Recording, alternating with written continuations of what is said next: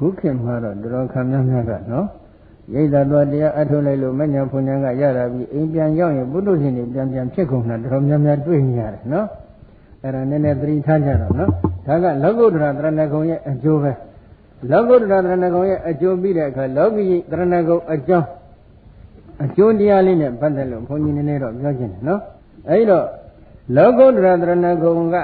အရိယာဘုံညာနေလားဆိုတော့မဟုတ်သေးဘူးသစ္စာ၄ပါးနည်းနည်းလေးဟိုလောကုတ္တရာမပြီးသေးလို့နည်းနည်းထပ်ပြောမယ်နော်သစ္စာ၄ပါးကိုလည်းဟုတ်တိုင်းမှာဆိုသိမှုကိစ္စပြီးတယ်ယန္နာသုံးပါးအပေါ်မှာမကြီးညိုခြင်းအစရှိတဲ့အတ္တတရားတရားတွေကိုဒီအရိယာမေတ္တရားကပိတ်ရှားပေးလိုက်တဲ့အတွက်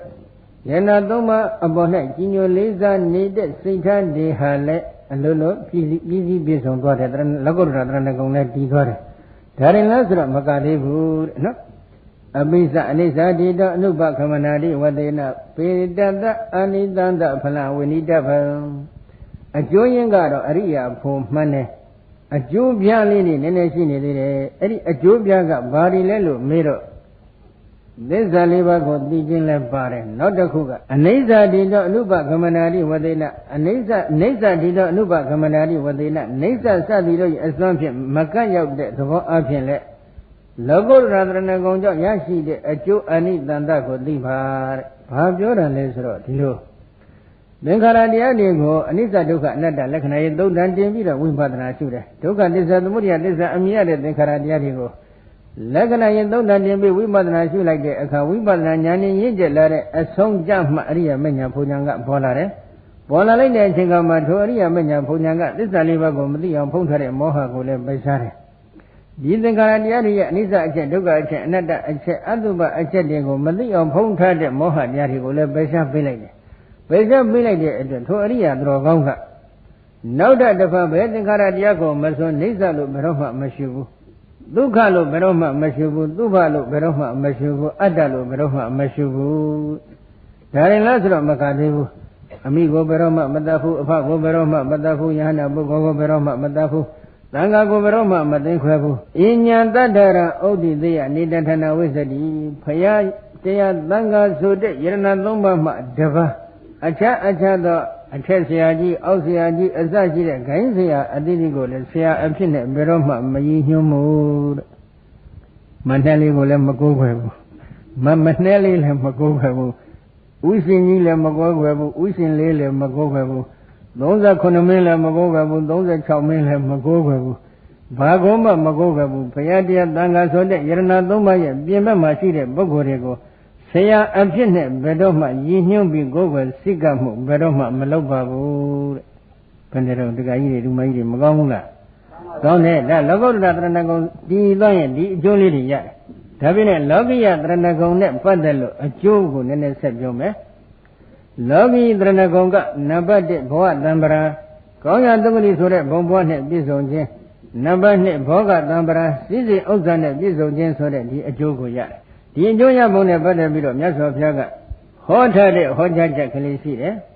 ယေကေစီဗုဒ္ဓံတရဏကတာသေနတေခမိတံတိအဘယဘုမေပဟာယမနုတံဒေဟံဒေဝကာယပရိပုရိသန္တိယေကေစီဗုဒ္ဓံတရဏကတာသေနတေခမိတံတိအဘယဘုမေယေကေစီခဏေယောသောလောသောခွန်သောသူတို့သည်ဗုဒ္ဓမြတ်စွာဘုရားကိုတရဏံကိုယ်ွယ်လီလျောပေါ်အောင်မိကိုရာဟု၍ကတာတေယုံကြည်သိမှသိခကြကုန်၏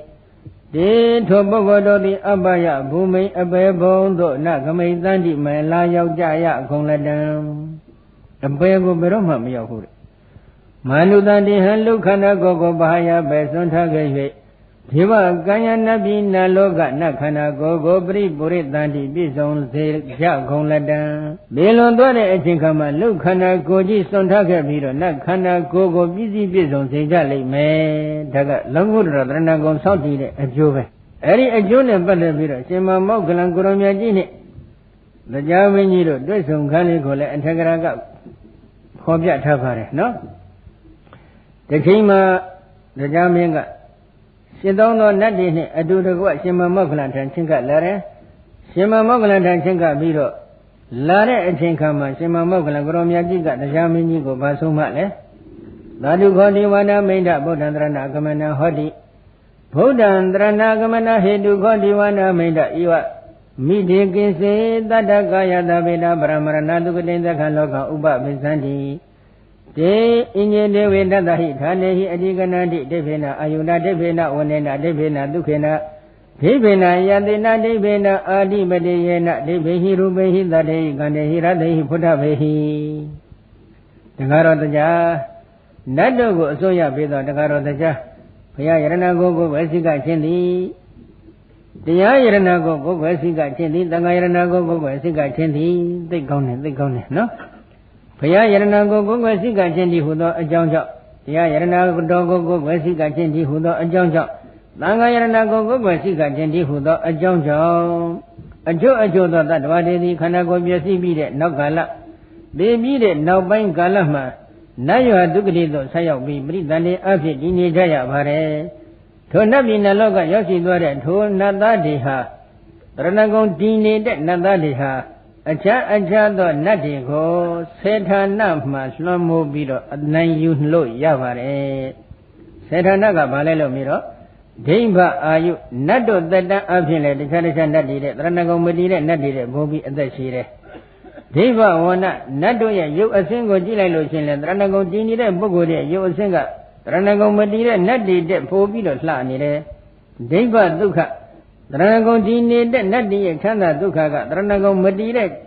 နတ်တွေရဲ့ချမ်းသာဒုက္ခတဲ့ပို့ပြီးတော့ကြီးကျယ်တယ်ဒိဗ္ဗယတ္တတရဏဂုံတည်နေတဲ့နတ်တွေရဲ့အချွေယံပရိသတ်တွေကတရဏဂုံမတည်တဲ့နတ်တွေရဲ့အချွေယံပရိသတ်တွေတဲ့ပို့ပြီးတော့အဆင့်မြင့်နေတယ်ဒိဗ္ဗအာဓိပတိယတရဏဂုံတည်နေတဲ့ပုဂ္ဂိုလ်တွေကမိမိခန္ဓာမိမိရဲ့ဘုံဘိမှန်မိမိရဲ့ပတ်ဝန်းကျင်ကိုအစိုးရတဲ့နေရာမှာတရဏဂုံမတည်တဲ့ပုဂ္ဂိုလ်ဒီထက်ပိုပြီးတော့အဆင့်မြင့်နေဘယ်နဲ့တော့ဒကာကြီးတွေဒုမကြီးတွေဘုန်းကြီးနည်းနည်းမယုံမယ်ကိုယ့်အိမ်ကိုနည်းနည်းအုပ်ချုပ်လို့ရရလားအဲ့ဒါဒီဟုတ်တယ်မလားကိုယ့်အိမ်ကိုနည်းနည်းအုပ်ချုပ်လို့မရတာတယောက်နှစ်ယောက်ရှိတာဟိုမှာတစ်ဖက်900တော့ဟုတ်တယ်မလားတစ်ဖက်900ရှိတဲ့ပုဂ္ဂိုလ်တွေကနည်းနည်းအုပ်ချုပ်လို့ရဖို့မလိုဘူးလားဟမ်ဘယ်လိုလုပ်ဒကာကြီးတွေဟမ်အဲ့ဒါပဲဒါကကိုကဩဇာညောင်းနေတယ်ဆိုရင်ဩဇာညောင်းစေနိုင်တဲ့စွမ်းအားရှိတဲ့ကံတွေကိုထူထောင်ဖို့လိုတယ်ဒါဘုန်းကြီးပြောနေတာကဩဇာတော့ညောင်းနေတယ်ဒါပြည့်တဲ့ကံကဩဇာညောင်းလို့တဲ့ကံကိုကိုကမထူထောင်ဘူးဆိုလို့ရှိရင်ကိုဩဇာတွေဟာတည်ပါမလားမတည်နိုင်ဘူးဒါသတိထားနော်နောက်တစ်ခုနတ်နဲ့ဖြစ်တဲ့ရုပ်အစင်းနတ်နဲ့ဖြစ်တဲ့ယူပါယုံနတ်နဲ့ဖြစ်တဲ့အသံအနတ်အယတာအတွေ့အထိအဲ့ဒီအရာတွေမှာလဲတရဏဂုံမတည်တဲ့ပုဂ္ဂိုလ်တွေတဲ့ပို့ပြီးတော့အဆင့်မြင့်ပါတယ်သာလွန်တယ်ဒါတရဏလောကီတရဏဂုံဆောက်တည်တဲ့အကျိုးပဲနော်ဒါလည်းလားဆိုတော့မကသေးဘူးနော်ဝေလာမသုတ်တန်ကြီးကိုဖော်ပြထားပါတယ်နော်ဝေလာမသုတ်တန်မှာဝေလာမပုံနာကြီးလှူတဲ့အလှူဒါနဆိုတာအလုံးကြားမှုကြပါတယ်နော်ဒီရင်အဲဒီတော့ရှုပ်ပဲပေါင်းက7400စသည်ပေါ့လေ7400နဲ့အများကြီးပဲ9နှစ်9လ9ရက်ဖိုးကနောက်ချင်းဆက်ပြီးတော့12ယူဇနာရှိတဲ့အရာမှာဖိုးကနောက်ချင်းဆက်ပြီးတော့ဓမ္မရင်ချောင်းစီအောင်မောင်းတီးပြီးလှူတဲ့အလှူဒါနဘွဲကြီးပဲအဲ့ဒီအလှူဒါနဘွဲကြီးလှူဒန်းတဲ့အချိန်ခါမှာဒိဋ္ဌိသဗ္ဗနာခေါ်တဲ့အရိယာသူတော်ကောင်းတဦးမှမပါဘူးမပါတဲ့အတွက်အဲ့ဒါလောက်လှူတဲ့အလှူဒါနတဲ့ခုလိုသာသနာတော်အတွင်းမှာသောတာပန်အရိယာသူတော်ကောင်းတဦးကိုလှူရတဲ့ဒီချိန်တခါဆွမ်းဝအောင်လှူဒန်းရတဲ့အလှူဒါနကပိုပြီးမြတ်တယ်သောတာပန်တဦးကိုလှူရတဲ့အလှူဒါနတဲ့သက္ကာရကံတဦးသက္ကာရံတဦးကိုလှူရတဲ့အလှူဒါနတဲ့အနာဂံတဦးအနာဂံတဦးကိုလှူရတဲ့အလှူဒါနတဲ့ယဟန္တာတဦးယဟန္တာပုဂ္ဂိုလ်တစ်ပါးကိုလှူဒန်းရတဲ့အလှူဒါနတဲ့ဘုရားရှင်တဆူဘုရားသမ္မာသမ္ဗုဒ္ဓဘုရားတဆူကိုလှူရတဲ့အလှူဒါနတဲ့ယဟန္တာတဆူကိုလှူရတဲ့အလှူဒါနတဲ့ပိစိကဗုဒ္ဓဘုရားတဆူပိစိကဗုဒ္ဓဘုရားတဆူကိုလှူရတဲ့အလှူဒါနတဲ့သမ္မာသမ္ဗုဒ္ဓဘုရားတဆူ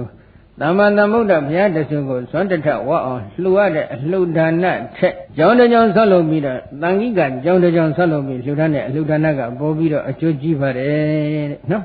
တန်ခိကကြောင်းတစ်ကြောင်းကိုဆောက်လုပ်ပြီးလှူဒန်းရတဲ့အလှူဒါနထက်တရဏဂုံဆောက်တည်နေတဲ့ကုသိုလ်စေရနာရဲ့အကျိုးတရားကပို့ပြီးတော့ကြီးကျယ်တယ်ဒါတရဏဂုံကြောင့်ရရှိတဲ့အကျိုးတရားတွေပဲနော်ကဲဒီတရဏဂုံဒီဘယ်ပုံဘယ်ပန်းဘယ်နည်းလားအဖြစ်ပျက်စီးသွားသလဲလို့ဒီလိုတော့မေးစရာရှိတယ်နော်တတ္တသလောကီလောကုတ္တရတရဏဂုံကတော့ဘယ်တော့မှမပျက်စီးတော့ဘူးသူကအရိယသူတော်ကောင်းပြိဋိဘံမစမချင်းဒီတရဏဂုံပျက်စီးရောဓမ္မတာဆိုတာကမရှိဘူး ဒါပြနဲ့ဒီလောကီတရဏဂုံကတော့ညှိုးနှွမ်းတတ်တယ်ပျက်စီးတတ်တယ်ညှိုးနှွမ်းတာကဘယ်ပုံဘယ်နည်းလမ်းအဖြစ်ညှိုးနှွမ်းလိုက်လို့မေးတော့တထသလောကိယတရဏဂမနတိတုဟုထို့သို့အညာနာတန်တရာမိစ္ဆညာနာတိဟိတံကိလေသတိနမဟာသုတိကဟောတိနမဟာဝိဖာရံတထထိုလောကီတရဏဂုံလောကုတ္တရာတရဏဂုံနှမျိုးတို့တွင်လောကိယတရဏဂမနလောကီတရဏဂုံတိကတိတုဟုထို့သို့ယရဏသုံးပါးတို့၌အညာနာတန်တရာမိစ္ဆညာနာတိဟိယရဏသုံးပါးတို့ဤဂုံကိုဟုတ်တိုင်းမှန်စွာမသိခြင်းယရဏသုံးပါးတို့ဤဂုံ၌တန်တရားရှိခြင်းယရဏသုံးပါးတို့ဤဂုံနှင့်ပတ်သက်၍မိစ္ဆာဉာဏီညာနှင့်မြာပြခြင်းစသည်တို့ကြောင့်တန်ခိလေသတိညနှွမ်းတတ်၏မဟာသုတိကံကြီးကျယ်မြင့်မြတ်သောအယောင်တလက်လက်တောက်ပသည်နာဟောတိမဖြစ်မဟာဝိဖာရံမြာပြသောအကျိုးအာနိသင်ရှိသည်နာဟောတိမဖြစ်တရဏဂုံညနှွမ်းတယ်နော်လောကီတရဏဂုံကဘယ်လိုညနှွမ်းတယ်လို့မေးတော့ယရဏသုံးပါးတို့ရဲ့ဂုံနဲ့ပတ်သက်ပြီးတော့မိမိကဘာမှသိနားမလည်ဘူးသဘောလည်းမပေါက်ဘူးသူများကဝှချပါဆိုလို့သာဝှချလိုက်တယ်နားမလည်ဘူးကုကလကလေးတွေလိုပဲနော်အဲ့လိုအသိဉာဏ်ကင်းမဲ့ရင်လဲတရဏဂုံတိသိအကျိုးမရှိဘူးညင်နှွမ်းနေတယ်အယောင်မတောက်ဘူးမန္တရားတွေဝင်နေတယ်ဘုရားရှင်ဘုရားမန်းဆိုတာဟုတ်မဟုတ်ပါမလားမေဖို့နိဗ္ဗာန်ဆိုတာတကယ်ရှိမှရှိပါမလားဇန်တရားမတရားတွေဆိုတာဟုတ်မဟုတ်ပါမလားစသည်ဖြင့်ဒီလိုတန်တရားတွေဝင်တယ်အဲ့လိုတန်တရားဝင်လို့ရှိရင်လည်းတရဏဂုံတိအယောင်မတောက်ပါဘူးညင်နှွမ်းနေတယ်နောက်တစ်ခုမိစ္ဆာဉာဏီဉာဏ်နဲ့တွေကသိများတယ်တချို့ပုဂ္ဂိုလ်တွေကဝေဖန်ရေးသမားကတကယ်လက်တွေ့မလုပ်ဘူးဟိုလိုက်ဝေဖန်ဒီလိုက်ဝေဖန်တော့ဝေဖန်နေတာပဲတကယ်လက်တွေ့မကျင်ဘူးအဲ့လိုဉာဏီဉာဏ်နဲ့တွေများနေရင်လည်းတရဏဂုံတိဟာအယောင်မတောက်ဖက်နဲ့ညှိုးနှွမ်းနေတတ်တယ်လောကုတ္တရတနတ္တိသံဃိလေသလောကုတ္တရတရဏဂုံကတော့ညင်နှွမ်းမှုဆိုတာမရှိဘူးနော်လောကီတရဏဒါညင်နှွမ်းမှုပြီးတဲ့အခါပျက်စီးမှုအကြောင်းပြောမယ်နော်လောကီတရဏဂုံကပျက်စီးတာ2မျိုးရှိတယ်တာဝဇ္ဇအပြစ်ရှိသောပျက်စီးနည်းအနဝဇ္ဇအပြစ်မရှိသောပျက်စီးနည်းဆို2မျိုးရှိတယ်အဲဒီတော့အပြစ်ရှိသောပျက်စီးနည်းကဘာလဲလို့မေးတော့တထတာဝဇ္ဇအညတထရာတိသောအတ္တတဏိယရဏတိဟိဟောတိသောဇအနိဋ္ဌဖလောဟောတိတထထိုအပြစ်ရှိသောပျက်စီးနည်းအပြစ်မရှိသောပျက်စီးနည်း2မျိုးတို့တွင်သာဝဇောအပြစ်ရှိတဲ့တရဏဂုံပျက်စီးခြင်းဒီခါအညတထရာတိသို့ဘုရားရှင်မှတပါသောအခြားသောကိစ္စရာတို့၌အတ္တတဏိယတနာတိဟိမိမိကိုယ်ကိုအနှင့်လှူဒါန်းခြင်းစသည်တို့ကြောင့်ဟောတိထင်ရှားဖြစ်ပေါ်၍လာရပေ၏သောဇာထိုအပြစ်ရှိသောပျက်စီးခြင်းဒီခါအနိဋ္ဌဘလောအလိုမရှိအပ်သောအကျိုးတရားရှိသည်ဟောတိဖြစ်၏သာဝဇ္ဇအပြစ်ရှိတဲ့ပျက်စီးနည်းအညတထရာတိတုဘုရားတရားသံဃာဆိုတဲ့ယရဏသုံးပါးမှတပါးအခြားသောဆရာတို့၌မိမိကိုယ်ကိုလှူဒန်းပူဇော်ခြင်းတည်းဟုသောအကြောင်းကြောင့်လှူဒန်းပူဇော်ခြင်းအစရှိသောအကြောင်းတရားတို့ကြောင့်တရဏဂုံပျက်စီးခြင်းသည်ထင်ရှားဖြစ်ပေါ်လာရတယ်အဲဒီလိုပျက်စီးပြီဆိုလို့ရှိရင်အနိဋ္ဌဗလအကျိုးမရှိတဲ့အလိုမရှိအပ်တဲ့အကျိုးတရားတွေဟာလည်းထင်ရှားဖြစ်ပေါ်လာတယ်ဒီဘင်းကတော့ဘုန်းကြီးနည်းနည်းစောင့်ပြောတာတော့မဟုတ်ဘူးနော်တဲ့တယ်တော့နည်းနည်းပြောအောင်မယ်ဘုန်းကြီးတို့တချို့ဆရာတွေပေါ့လေကဲဆရာကိုအပ်ပါခန္ဓာကိုယ်ကိုဆရာကိုလှူပါဟုတ်တယ်မဟုတ်လားဒါမပြောဘူးလားပြောကြတယ်ကဲအပ်ပါဒါအမှန်တော့မအင်တာမကုဘူးကုမပေးနိုင်ဘူးသွားလဲယောဂလည်းပြောက်ချင်တာဟုတ်ယောဂပြောက်ချင်တော့ဆရာကျမအပ်ပါတယ်အမလေးကြွညုံလေးထိုင်ပြီးရိုးသည်ရှိခုလိုက်သေးတယ်ဟုတ်တယ်မဟုတ်လားယန္နာ၃ပါးရဲ့ပြင်ဘက်မှာရှိနေတယ်ဒီပုဂ္ဂိုလ်ကအဲ့တော့ဒီပိုင်းနဲ့ပတ်သက်ပြီးတော့သူကလည်းမန်းနာမှုတ်ထားတယ်လည်းရှိသေးတယ်အထက်ဆရာကြီးတွေအောက်ဆရာကြီးတွေအကုန်လုံးလည်းလှမ်းပြီးပင့်လိုက်သေးတယ်ပင့်လိုက်တော့ဘုန်းကြီးကအဲ့ဒီအကြောင်းနည်းနည်းတော့ပြောချင်တယ်တစ်ချိန်လုံးကဘုန်းကြီးတော်ရနေတယ်ဆိုတော့လေအတွင်းရုံးမှာအလုံးလုံးတဲ့အဝန်တန်းတအုပ်လို့ပြောတယ်တခါလေးတယောက်ကရောက်လာပြီးဘုန်းကြီးလာလျှောက်တယ်ရှင်ပြဝိဇ္ဇရိုတွေဟာ30ပုံနဲ့မှာဘယ်ပုံနဲ့ပါလဲတဲ့ကဲဘယ်လိုဖြေကြသမို့ပြည့်တယ်လဲဝိဇ္ဇရိုတွေဟာ30ပုံနဲ့မှာဘယ်ပုံနဲ့ပါလဲတဲ့ဘယ်လိုဖြေကြမလဲအဲ့ဒါပဲနော်ဘုန်းကြီးနည်းနည်းဇတ်တော်လေးတစ်ခုတော့နည်းနည်းစောင့်ပြောအောင်ပါဝိဇ္ဇရိုအကြောင်းနဲ့ပတ်သက်လို့နော်တစ်ချိန်လုံးကပေါ့လေတန်းပြေဒီပြင်မှာမိဖုရားတအုပ်ရှိတယ်ရှင်မြင်းကလည်းတကောင်ကျော်မှအဆောင်တော်ကူးပုံရပါတယ်အဲ့တော့အဲ့ရှင်မြင်းအဆောင်တော်မကူးခင်မှာဝိဇ္ဇရိုကလာပြီးမှောင်ခိုပြီးအဆောင်တော်ကူးသွားတယ်ဒီတော့ဒီဥစ္စာကပြဿနာဖြစ်နေတော့မိဖုရားကလည်းကြောက်တယ်ကြောက်တဲ့အချိန်ကကြတော့ရှင်မြင်းသာသိတော့ငါတော့ဒုက္ခရောက်တော့မယ်ဆိုပြီးတော့ရှင်မြင်းကိုအကျိုးကြောင့်တင်ပြလျောက်ထားတယ် cái đi rồi xem miếng cái bà lâu đấy xem miếng cái ấy nhá cái mà là đấy đi giàu trái cho cô thì hiện tại bây lần ngã trong nhà phía dạy lại rồi rồi mình biết lại xem miếng mình biết đấy hiện tại bây lần ngã trong sốt biết rồi dạy lại đó hiện tại bây cái đồ chung này mà biết phải không mình đây giờ cái giờ đó mỗi ngày ở đây lại bị đánh chỉ có sáng khai này nó sáng khai lên để chừng cái giờ đó đi bộ của mình mà tôi chơi là sao đó tầm mà chỉ để trong thao bị rồi nề có chỉ bị rồi trong cái chỉ trong cái thu vào tiền bị mất đại giá bị nề chỉ này đấy bộ của chơi ấy bộ của cho chỉ lại để cái giờ đó hiện tại bây lần ngã trong nhà gì tôi chơi rồi cái này vay hàng xí hàng số bị rồi amma đi cái anh ta phê lại để cái mà tôi cái mình đã mất một bị rồi con em biến chết rồi đó vay ra nó đó vay ra bây giờ bộ của số làm nhiều bây giờ quan trọng là gì đấy bộ của số là cái gì đấy tôi bảo ông cho ra ba cái gì nó được cũng giống mình nó ta vay ra ra được cũng gì đấy cái gì lấy cha bố mình phô sinh bố em mà khana cái này con em nói là vay rồi đã nói gì cả tu mi bia của tu à mình đang chơi lớn rồi cho khi đấy thì bây giờ mình đang ngông thà đấy phải làวันนี้ngông thà đấy vay rồi giàu cho con em này tôi rồi miền này khai cho rồi ấy trong thế mà quên bị biểu ba đấy đang cha bố chạm nó thì rồi đã cái vay rồi giàu cho rồi ấy xin lỗi với xin bà đấy ấy xin này của xin này đấy cáiဒီလိုပုဂ္ဂိုလ်မျိုးတွေဟာကိုယ်ွယ်အထာဒိတ်တဲ့ဂုဏ်အင်္ဂါတွေနဲ့ပြည့်စုံတဲ့ပုဂ္ဂိုလ်ဟုတ်ရဲ့လားဟုတ်နော်ဒါနဲ့စဉ်းစားနော်အဲဒီလိုပုဂ္ဂိုလ်တွေကိုသွားပြီးကိုယ်ွယ်အထာရအဖြစ်နဲ့တခါကြီးတွေကိုယ်ွယ်စိကကြပြီးဆိုရင်ဒီအလွန်တန်ဖိုးရှိနေတဲ့ဒီတရဏဂုံဒီပျက်စီးမသွားဘူးလားပျက်စီးသွားတယ်ဒါကိုတော့သတိထားကြပါနော်နောက်ထပ်ပျက်စီးတာပြီးတော့မှထပ်ပြောမယ်နော်ကဲနောက်တစ်ခုပျက်စီးရုံနဲ့လားဆိုတော့မဟုတ်သေးဘူးသူကအနိဋ္ဌဖလားမလိုလားအပ်တဲ့အကျိုးမရှိတဲ့အလုံးမရှိအပ်တဲ့အကျိုးတရားတွေလည်းထင်ရှားဖြစ်ပေါ်လာတတ်ပါတယ်ဒီဘိုင်းနဲ့ပတ်သက်ပြီးတော့ဘုန်းကြီးနည်းနည်းတော့ထပ်ပြောအောင်မယ်ဘုန်းကြီးတို့မြတ်စွာဘုရားကယဟန်အဖြစ်နဲ့ရှင်အဖြစ်ယဟန်ဖြစ်ခွင့်ပြုတာလူသားတဦးပဲခွင့်ပြုထားပါတယ်တိရစ္ဆာန်တွေကိုလည်းရှင်ယဟန်ပြုဖို့ရန်အတွက်ခွင့်မပြုဘူးနတ်တွေပြမာတွေကိုလည်းရှင်ယဟန်ပြုဖို့ခွင့်မပြုဘူးခုခေတ်မှာဆိုကြစို့နော်ဘုန်းကြီးတစ်ပါးပြန်တော်မူပြီးဆိုကြပါစို့ပြန်တော်မူသွားတဲ့အချိန်ခါမှာသူတို့ပြောတော့အသေးတွေထွက်တယ်ဆိုပါတော့ဟုတ်တယ်မလားထွက်တော့တဲ့ခါဒီဘုန်းကြီးကဘာဖြစ်လဲဝိဇ္ဇရူဖြစ်နေပြီတဲ့ဘုန်းကြီးဘွားနဲ့ဘဝိဇ္ဇရူဖြစ်တယ်ဆိုတော့ဘုရားရှင်ခွင့်ပြုထားတာကလည်းဝိဇ္ဇရူဟောတဲ့သာသနာမှာဘုန်းကြီးဆိုတာကလူသားတဦးကိုသာလေမြတ်စွာဘုရားကရှင်ယဟန်အဖြစ်နဲ့ခွင့်ပြုထားတယ်သူကဘဝပြောင်းသွားပြီဘဝပြောင်းသွားလျက်နဲ့ဟိုဘက်ဘဝမှာလဲဘုန်းကြီးဝကြီးနဲ့ဝိဇ္ဇရူဖြစ်နေပြန်သေးတယ်ဆိုတော့သူကသူ့ကိုဘယ်ပုံနဲ့ထည့်ရမလဲဘယ်ပုံနဲ့ထည့်အဲ့ဒီဥစ္စာတခါကြီးစဉ်းစားတော့အဲ့ဒီတော့ဘယ်ပုံနဲ့ထည့်မလဲဆိုတော့ဝိဇ္ဇရယောက်ျားဘုန်းကြီးတွေနေတဲ့32ဘုံကလည်းလွတ်ပြီး32ဘုံရှိတယ်လို့ပြောနေရအောင်မလားဟမ်စဉ်းစားနေတာ32ဘုံနဲ့မှသူတို့ကဘယ်ဘုံနဲ့လူဘုံနဲ့ထည့်လို့ရှိရင်လည်းသူကလူမဟုတ်တော့ဘူးသေသွားပြီမှသူကဟိုဘက်မှာဘုန်းကြီးသွားဖြစ်နေတယ်ဆိုတော့ဘုန်းကြီးတို့အများဆုံးဖြစ်နိုင်တဲ့ထုံးလေးကိုဘုန်းကြီးကနည်းနည်းပြောချင်တာပါဒီလိုပုဂ္ဂိုလ်တွေဟာရေပုံရအဖြစ်သီလပိုင်းမှာမစင်ကြဲတဲ့ပုဂ္ဂိုလ်တွေများကြတယ်သီလပိုင်းမစင်ကြဲဘူးဆိုတာကသူတို့ပါရမီကကြားနေတယ်လို့ဘုန်းကြီးမဆိုလိုပါဘူးနော်ယဟန်တော်များမှာသဗ္ဗတိကတဘိခွေနိရိယဝဝရမိတိရစ္ဆာနယောနိဝါအဘတန်လည်းနဲ့သင်ခဲ့ရင်ငရဲနဲ့တိရစ္ဆာန်နှမျိုးတစ်မျိုးသောဘုံဘဝရောက်မယ်ဆိုပြီးတော့ဒီလိုဟောထားတဲ့ဟောကြားချက်ရှိပါတယ်ငရဲနဲ့တိရစ္ဆာန်နှမျိုးတစ်မျိုးသောဘုံဘဝရောက်မယ်ဆိုတော့အဲ့ဒီအဘတန်လည်းနဲ့မှကုသရခက်တဲ့အဘတစ်ခုကတော့ဘုန်းကြီးတို့နေသတိလို့ခေါ်တဲ့ရွှေငွေနဲ့ပတ်သက်တဲ့ပြဿနာတစ်ခုဆိုကြစို့နော်ရွှေငွေတို့ရဲ့သဘောကနေသတိလို့ဆိုတာကစွန့်ညင်းဝိနည်းကံရှိတယ်စွန့်ပြီးတဲ့အချိန်ခါမှဒေသနာကျမ်းရင်ဒီအဘကစင်ကြယ်တယ်စွန့်ညင်းဝိနည်းကံကအရင်စွန့်တာကအရင်စွန့်ပြီးတဲ့အခါကျမှဒီအဘကိုဒေသနာကျတာကနောက်မစွန့်မဲနဲ့ဒေသနာကျမယ်ဆိုရင်အကျဉ်းညာနဲ့ထောင်နဲ့ခြေပြီးကြားလဲဒီအဘကမထဘူး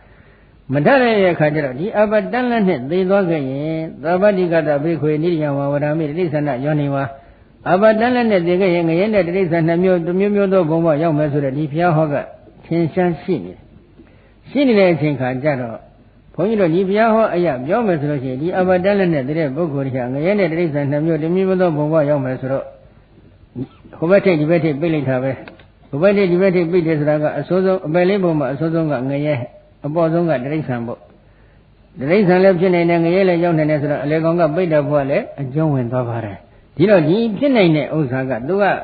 တိရစ္ဆာန်လည်းမဟုတ်ဘူးငရဲလည်းရောက်တာမဟုတ်ဘူးဆိုလို့ရှိရင်တော့အလေကောင်ရှိနေတာကပါလေပိတ်တာပဲနော် အဲ့တော့ဘုန်းကြီးပိဋကဖြစ်ကောင်းဖြစ်နိုင်တယ်ဆိုတာဘာကြောင့်လဲဆိုတော့ဘုန်းကြီးတို့စဉ်းစားရတာကကံတစ်ခုကိုထူထောင်တဲ့အပိုင်းမှာကုသိုလ်ကံနဲ့အကုသိုလ်ကံဆိုတာနှစ်ခုရှိတယ်ကုသိုလ်ကံက49%လောက်ရှိတယ်ထားအကုသိုလ်ကံက51%လောက်ဖြစ်နေတယ်ဘာဖြစ်လို့အကုသိုလ်ကံလို့ပြောရတယ်လို့မေးတဲ့အခါကျတော့ဘုန်းကြီးတို့များသောအားဖြင့်ဒီဂိုင်းဆရာတွေကြည့်လိုက်လို့ရှိရင်ဘွဲတွေလမ်းတွေနဲ့အထက်ဆရာကြီးဘာဆရာကြီးဆိုပြီးတော့ပြင်ပြီးတော့ကိုယ်ကွယ်စိတ်ကနေတာတွေကများတယ်ယရဏသုံးပါးထဲမှာတို့ကလည်းအကျုံးမဝင်ကြဘူးဘုရားတရားသံဃာဆိုတဲ့ယရဏသုံးပါးထဲမှာလည်းအကျုံးမဝင်ဘူးယရဏသုံးပါးရဲ့ပြင်ဘက်မှာတည်ရှိနေတဲ့ပုဂ္ဂိုလ်တွေကိုအလေးကရုပြုပြီးမပြောပွဲအုံးပွဲတွေနဲ့ကိုယ်ကွယ်စိတ်ကနေကြတာဖြစ်တယ်အဲဒီလိုကိုယ်ကွယ်စိတ်ကနေတဲ့အချိန်ခါကျတော့တို့စောင့်တည်ထားတဲ့တရဏဂုံကတော့ပျက်စီးမသွားဘူးလားပျက်စီးသွားပြီသူကယရဏသုံးပါးရဲ့ပြင်ဘက်မှာရှိနေတဲ့ပုဂ္ဂိုလ်တွေကိုသူကကိုယ်ကွယ်စိတ်ကနေလားယရဏသုံးပါးရဲ့ပြင်ဘက်မှာရှိတဲ့ပုဂ္ဂိုလ်တွေကိုသွားပြီးကိုယ်ကွယ်စိတ်နေတဲ့အတွက်မူလစောင့်တည်ထားတဲ့တရဏဂုံကလည်းပျက်စီးသွားပြီတရဏဂုံပျက်စီးသွားတဲ့အခါကျတော့တရဏဂုံပျက်စီးရင်အနိဋ္ဌဖလဘုန်းကပြောပြီးပြီအလိုမရှိအပ်တဲ့အကျိုးတရားတွေဟာဖြစ်ပေါ်လာတတ်ပါတယ်ဒီလိုပျက်စီးနေကြတော့အလိုမရှိအပ်တဲ့အကျိုးတရားတွေကဘယ်ပုံဘယ်ပန်းဗဏိနာအဖြစ်ဖြစ်လာတယ်လို့မေးတော့ခုနကကံကအကျိုးပေးတဲ့အပိုင်းမှာကုသိုလ်နဲ့အကုသိုလ်နှစ်ခုရှိတဲ့အနက်ကရေများတော့ရေနိုင်တယ်မီးများတော့မီးနိုင်တယ်ဆိုတဲ့အတိုင်းပဲကုသိုလ်ကနဲ့အကုသိုလ်ကနှစ်ခုရှင်လိုက်တဲ့အချိန်ခါမှာအကုသိုလ်ဘက်က51%လောက်ဖြစ်နေတယ်ကုသိုလ်ဘက်က49%လောက်ပဲရှိတယ်အဲဒီလိုရာခိုင်နှုန်းကအားနည်းနေတယ်ဒါတင်လားဆိုတော့မကသေးဘူးတရဏဂုံပတိပဲနဲ့သူကကံတွေကိုထူထောင်လိုက်တဲ့အပိုင်းမှာတခြားပုဂ္ဂိုလ်တွေသူရင်ကိုယ်ကိုယ်စိတ်ကတည်းမဟုတ်ဘူးတခြားပုဂ္ဂိုလ်တွေကိုလည်းလမ်းလွဲသွားအောင်ဒီလိုကိုယ်ကိုယ်စိတ်ကရတယ်ဆိုပြီးသူကနီလံပေးတယ်နီလံပေးပြီးတဲ့အချိန်ခါမှာဒီလိုသူများတွေကိုလည်းသူကဒီလိုကျင့်စဉ်တွေအကျင့်ခိုင်းတယ်ကိုယ်ကိုယ်စိတ်ကခိုင်းတယ်လူတကာတော်မတွေကိုလည်းသို့မဟုတ်မိမိနောက်လိုက်တပည့်သားမီးတွေကိုလည်းဒီလိုတဲ့ဆရာကြီးတွေရှိတယ်ဒီလိုဆရာတော်ဘယ်ဆရာတော်ရှိတယ်ထွေးရပေါ့ဘယ်ဆရာတော်ရှိတယ်ဘယ်ဆရာတော်ရှိတယ်ဘယ်ဆရာတော်ရှိတယ်စသည်ဖြင့်ဒီလိုညွှန်းပြီးတော့သူကကိုယ်ကိုယ်စိတ်ကခိုင်းတယ်ဒီတော့ဆိုလိုတာကကိုယ်ကိုယ်စိတ်ကထိုက်တဲ့ပုဂ္ဂိုလ်မဟုတ်ဘဲနဲ့ကိုယ်ကိုယ်စိတ်ကဖို့ရန်အတွက်အခြားသောပုဂ္ဂိုလ်တွေကိုလည်းစောင့်တည်စေတယ်ကျင့်သုံးစေတယ်လမ်းလွဲကိုလိုက်စေတယ်လိုက်စေလိုက်တဲ့အချိန်ခါကျတော့သူပြုထောင်နေတဲ့ကံတွေဟာကုသိုလ်ကံလို့သူထင်ပေမဲ့လို့ကုသိုလ်ကံနဲ့အကုသိုလ်ကံနှစ်ခုတိုင်းတာနှိုင်းစာကြည့်လိုက်တဲ့အချိန်ခါမှာလမ်းလွဲကိုလိုက်အောင်ရွတ်ဆောင်နေတဲ့အကုသိုလ်ကံတွေက51%လောက်ကောင်းတဲ့ဘက်ကလည်းဘေကံလှူဒန်းခြင်းအစရှိတဲ့ကောင်းတဲ့ဘက်ကလည်း49%လောက်တော့ဖြစ်ကောင်းဖြစ်မယ်အဲဒီလိုနှစ်ခုဖြစ်လိုက်တဲ့အချိန်ခါမှာဒီလိုကံတွေမှာအလုရဖြစ်လာရင်အဲ့ဒီခါအကျိုးပေးလို့ပိဋ္ဌာဘဝရောက်ရင်တော့များသောအားဖြင့်ဝေမာနိကပိဋ္ဌာဆိုတဲ့ပိဋ္ဌာတွေဖြစ်တတ်ပါတယ်အဲ့ဒီပိဋ္ဌာဘုံဘဝမှာတော့ယဟန်ပိဋ္ဌာတွေလည်းရှိတဲ့အကြောင်းဘုရားရှင်လည်းဟောကြားထားတော်မူပါတယ်ရှင်မောကလအစရှိတဲ့မထေကြီးကျွန်တော်တို့ဒီဘက်ဆက်ကိုအဘိညာဉ်ဉာဏ်တော်မြတ်ဖြင့်လည်းလှမ်းမြော်ကြည့်လိုက်တဲ့အခါမှာကောင်းကင်မှာဒီလိုပိဋ္ဌာမျိုးတွေယဟန်ပိဋ္ဌာတွေရှိနေတဲ့အကြောင်းနဲ့မြင်တဲ့ထုံးနေစာပေမှာအတိအကျရှိနေပါတယ်နော်ဒါကြောင့်ဘုန်းကြီးပြောခြင်းတဲ့အဓိပ္ပာယ်ကတော့ပြန်လွန်တော်မူသောမိတဲ့ဆရာတော်တစ်ပါးဟာယဟန်ဝိကြီးနဲ့ဟိုဘက်မှာရှိနေပါတယ်ဆိုရင်တော့သူကလူလဲဟုတ်သလားမဟုတ်ဘူးနတ်ကောဟုတ်သလားမဟုတ်ဘူးဘုန်းကြီးပဲဆိုလို့ရှိရင်တော့ဒီဘုန်းကြီးကဘာဘုန်းကြီးလဲအဲ့ဒါပဲသတိထားထားကြတော့နော်အဲ့ဒီလိုဘုန်းကြီးတွေကိုကိုယ်ွယ်အဋ္ဌယအဖြစ်နဲ့သွားပြီးကိုယ်ွယ်စိတ်ကခဲ့ရင်မိမိစောင့်တည်ထားတဲ့မူလစင်ကြယ်နေတဲ့တရဏဂုံဒီဘာဖြစ်သွားလဲအလောလောပျက်စီးသွားတယ်ဒါပေမဲ့လောကုတ္တရတရဏဂုံကတော့ပျက်စီးရောဓမ္မတာမရှိဘူးဘဝန္တရိပိဟိအရိယသာဝကောအဉ္ဉတထရဏဩဒိတတိဘောရဘပြောင်းသွားတော်လဲအရိယတော်ကောင်းသည်ဘုရားတရားသံဃာဆိုတဲ့ယရဏသုံးပါးမှပြင်ပမှာရှိနေတဲ့ပုဂ္ဂိုလ်တွေကိုဆရာအဖြစ်ရည်ညွှန်းမှုဆိုတာလုံးမရှိဘူးဒါကတရဏဂုံအကြောင်းပဲနော်ဒါပေမဲ့အဲ့ဒီတရဏဂုံအကြောင်းနဲ့ဆက်ဆက်ပြီးတော့နောက်ထပ်ဥပဒကအကြောင်းနည်းနည်းလေးဘုန်းကြီးထဟောဖို့လိုနေတယ်ဘယ်နဲ့တော့ပြိဿတွေနားအောင်မလားဟမ်မနာလဲဘုန်းကြီးဟောပါပါဟုတ်တယ်မလားအဲ့တော့ဒီဥပဒကအကြောင်းကယရဏသုံးပါးကိုကိုယ်ွယ်စိတ်ကနေတဲ့ပုဂ္ဂိုလ်ကိုဥပဒကလို့ခေါ်တော့ဒီဥပဒကဆိုတာကဘာလဲဘာကြောင့်ဥပဒကလို့ခေါ်ဆိုတယ်လဲဒီဥပဒကရဲ့ကိုကျင့်သီလတွေကဘာတွေလဲသူ့ရဲ့အသက်မွေးဝမ်းကြောင်းကဘာလဲသူ့ရဲ့ပြည့်စုံမှုကဘာလဲသူ့ရဲ့ပြည့်စုံမှုဆိုတာကဘာလဲဒီအကြောင်းလေးတွေတော့သိသိနေနော်အဲ့တော့ဥပဒကဆိုတာကဘာလဲလို့မေးတော့တစ်ချိန်မှာမဟာနာမင်းသားကြီးကမြတ်စွာဘုရားကိုချင်းကပ်ပြီးခရောက်ထားပါတယ်နော်ဘယ်မြတ်သောအတိုင်းရှိပမာဏအဖြစ်ယရဏသုံးပါးကိုကိုယ်ကိုယ်စိတ်ကနေတဲ့ဥပဒကတအုပ်ဖြစ်ပါသလဲဆိုပြီးတော့လျှောက်ထားတယ်အဲဒီလိုလျှောက်ထားတဲ့အချိန်ခါမှာဘုရားရှင်ကဘာမေးရှိလဲယတောခောမဟာနာမဗုဒ္ဓံတရဏံကတောဟောတိဓမ္မံတရဏံကတောဟောတိသံဃံတရဏံ ခြင်းမှရှောင်ခြင်းနဲ့သူပစ္စည်းမတရားယူခြင်းမှရှောင်ခြင်းနဲ့ကာမဂုဏ်နဲ့မှားရင်ဖောက်ပြန်တော့မိစ္ဆာအကျင့်ကိုကျင့်ခြင်းမှရှောင်ခြင်းနဲ့မစ္ဆဝနိစ္စဝိဒဝနိစ္စဣမခောဘေကွေပိစ္ဆဝနိစ္စဥပါဒခေနအကရဏိယတတ္ထဝနိစ္စလက်နဲ့ဂုံသွယ်ခြင်းတတ္တဝနိစ္စတတ္တဝတွေကိုအထူးသဖြင့်လူတွေကိုဂုံသွယ်ခြင်းမန္တဝနိစ္စမွေးမြူလုပ်ငန်းတွေပြုလုပ်ပြီးတော့အသာကျိုးပေါအောင်ပြုလုပ်ပြီးတော့တိရစ္ဆာန်တွေကိုဂုံသွယ်ခြင်းတတ်ဖြတ်ပြီးဂုံသွယ်ခြင်းနော်မိစ္ဆဝနိစ္စသေသက်ကိုဂုံသွယ်ခြင်းဝိသဝနိစ္စအစိတ်ကိုဂုံသွယ်ခြင်းဆိုပြီးဂုံသွယ်မှု၅မျိုးအဲ့ဒီဂုံသွယ်မှု၅မျိုးကိုယရဏသုံးပါးကိုကိုယ်ပဲစိကနေတဲ့ဥပဒကဒေကမပြုတ်ကျင့်သင်ဘူးဆိုပြီးတော့ဒီလိုဘုရားဟောထားတယ်ပြုတ်ကြရင်ဘာဖြစ်လဲအဲ့ဥပဒကယရဏသုံးပါးကိုကိုယ်ပဲစိကနေတဲ့တရဏဂုံနဲ့ပြည့်စည်သွားတယ်ဥပဒကအဖြစ်ကလည်းပြည့်စည်သွားတယ်အဲ့ဒီပြည့်စည်မှုနဲ့ပတ်သက်ပြီးတော့မြတ်စွာဘုရားဒီအထက်ကရာကဘယ်လိုဆင့်ထပ်ဆင့်ပြီးဖွင့်ထားလဲကာဝိပါတိတိယတတေဝသီလသသအာဇိဝတသဝိပါတိအယမတဝိပါတိကိုကျင့်သီလကလည်းပြည့်စည်တယ်အသက်မွေးဝမ်းကြောင်းလည်းပြည့်စည်သွားပြီဆိုလို့ရှိရင်တော့ဥပဒကအဖြစ်ကပြည့်စည်သွားပြီနော်ဒီလိုဥပဒကအဖြစ်ကပြည့်စည်မှုနဲ့ပတ်သက်ပြီးတော့ဒီလိုဥပဒကမျိုးကိုဥပဒကသန္တလဥပဒကသုံးဖို့ဥပဒကအနုဆိုပြီးတော့ဒီလိုသုံးထားတယ်နော်သန္တလဥပဒကအနုလို့ဘယ်လိုဘာကြောင့်သုံးရတယ်လို့မေးတော့မေဇာဟိဘေခဝေဓမေဟိသမဏဂတောဥပဒကသန္တလောဇဟောတိဥပဒကမလင်းစဥပဒကပရိဂုံဒောသကတမေဟိဘေဇာဟိအတ္တတောဟောတိဒုတိလောဟောတိကောတဟလမင်္ဂလိကောဟောတိမင်္ဂလာပိစိတိနောကမဣတောသဗိဒတခိနေယပရိဟေသတိတတ္ထသပုဗ္ဗခရံကရောတိနောက်တနည်းဖွင့်တယ်နော်အဲ့တော့ဒီဘေခဝေရှင်သာယံတို့ပိစိဓမေဟိငါမျိုးသောတရားတို့နှင့်သမဏဂတောပြည့်စုံသောဥပဒကတေကာတိဥပဒကသန္တာလောဇဥပဒကဒုသန္တာဥပဒကတိလီဟောတိဖြစ်ဥပဒကမလင်္စဥပဒကလူညစ်ပါတိလီဟောတိဖြစ်ဥပဒကပတိကိုဒောသညွန်ရှာဆက်ထုတ်ပဲကောင်းသောဥပဒကတိလီဟောတိဖြစ်သန္တာလဥပဒကညစ်ပါယုံကြည်တတ်တဲ့ယရဏသုံးပါးတို့လာကောတုဟလမင်္ဂလအတ္တတယရဏသုံးပါးအပေါ်၌ကြီးညိုလေးတဲ့ကံကံအကြောင်းကိုမယုံကြည်ဘူးအဲ့ဒီအပိုင်းလေးဘုန်းကြီးကတော့ခမ်းများပြောရတခါကြီးဘေးရင်များတွေ့ဘူးလားဟမ်ဘေးရင်မေးဘူးလားနည်းနည်းစဉ်းစားတော့ဘုန်းကြီးပြောမယ်ဒီဘေးရင်လေးကိုဘယ်လိုတည်ထောင်သွားလဲအထက်ကဝါမကအစရှိတဲ့ဟိုးရှေ့